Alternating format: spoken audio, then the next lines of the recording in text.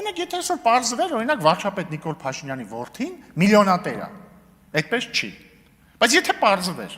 գալու եք ասելու եք, չէ՞ Ժորժ ջան, ո՞նց է ստացվում, որ այս երկրում ոչ մեկի որդին միլիոնատեր չի դառնում, կամ քիչ մարդկանց որդիներն են միլիոնատեր դառնում, բայց հենց Փաշինյանի որդին են այնքան տաղանդավոր, որ ջարը դառավ միլիոնատեր։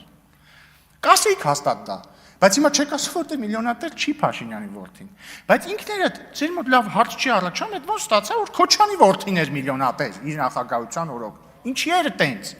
Ինչի էր տենց։ Հանճար է ինքը բիզնես հանճար է։ Եթե բիզնես հանճար է, ոնց է ստացվում, որ այդ բիզնես հանճարները ձեր իշխանությունների օրոք միշտ եղել են ձեր իշխանավորների որդիները, փեսեքը, եղբայրները եւ այսպես շարունակ։ Եվ նույն անալոգիայով ոնց է ստացվում, որ մեր իշխանության օրոք մեր որդիները, փեսեքը եւ մնացածը միլիոնատեր չեն։ Պարոն Հակոբյան, Հրաչյա, դուք ինչի միլիոնատեր չեք։ Հանճարեղ չեք, հա։ Ապաշնորի մեկն եք, էլի դու ապաշնոր իշխանություն եք։ Մարդը